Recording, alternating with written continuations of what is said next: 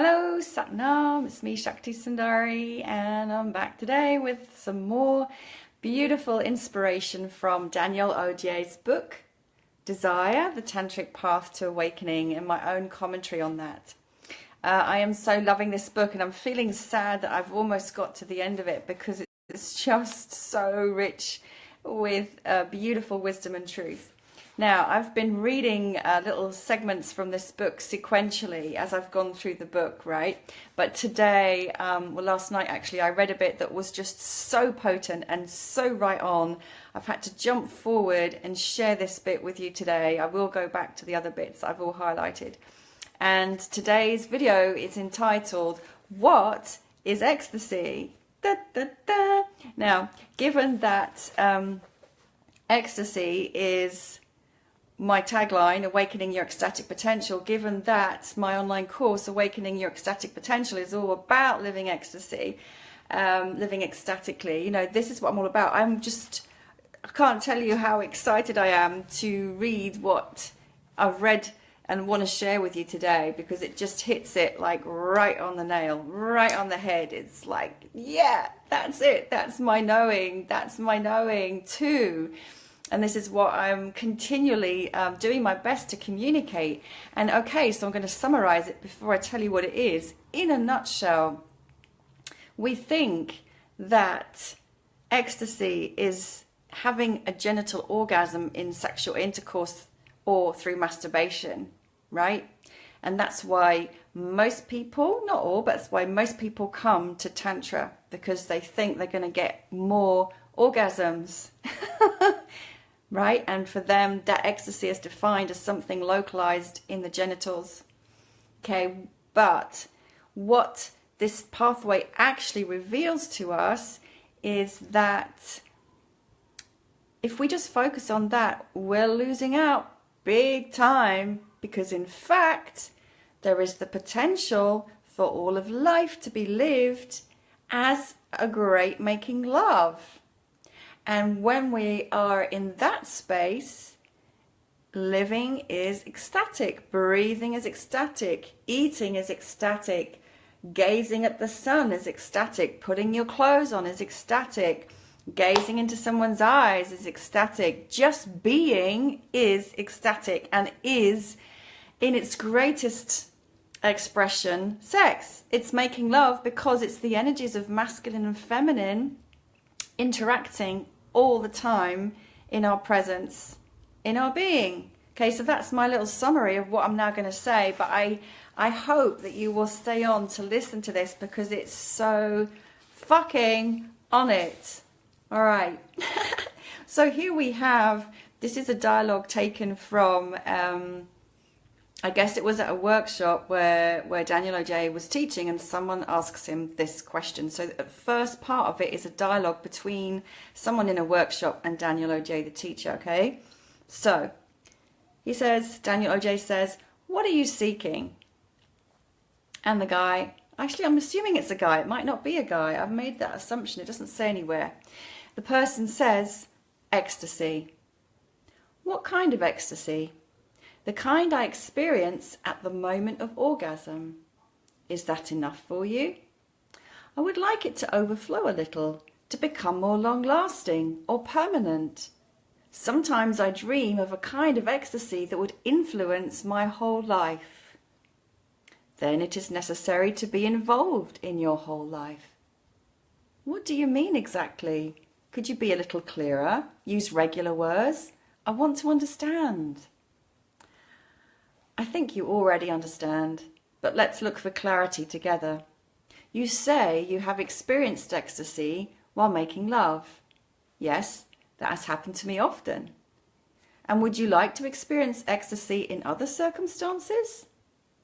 That's exactly what it's all about, isn't it? Yes, that's what it's all about. When have you experienced these moments of ecstasy? How did they fade away? Soon after orgasm. So the orgasm was ecstasy? Yes. And to have it again, what did you need? Other orgasms. Can you reach orgasm in another way besides during a sexual relation?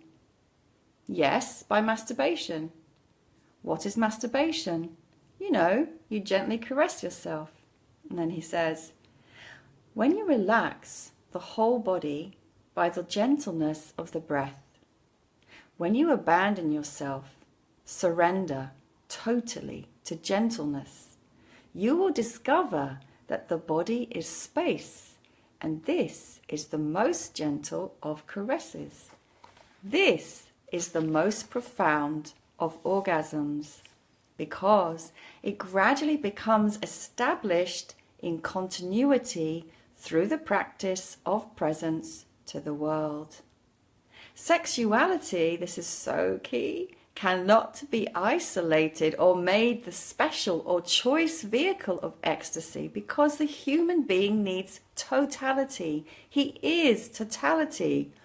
All searching that isolates one element of human nature in order to make it the only vehicle of the quest anticipates neurotic contact with life.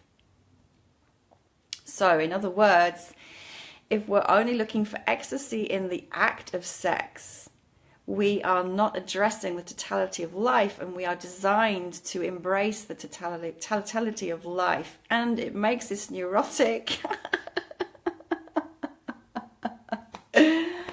Here's another key bit, guys. This is so powerful. Sexuality is important if we believe that each and every contact of the senses with the world is a love affair. This is what the yoginis have taught us. This is what I understood. So this is Daniel Odier speaking from my time with Devi, and Devi was a Dakini who initiated him to this pathway. For her, a leaf falling from a tree, a cloud passing, a fish in the river, then cessation of sun or ash on her skin, the passing of an emotion or an idea, all that was lived like an unending love affair with the world. Every second we are Shiva, Shakti, the masculine, feminine, in loving union. Every second our life provides us with 1,000 propositions of ecstasy that a yogini does not let pass by, because the flow of her consciousness continually inundates the tremoring, vibrating yoni of the world.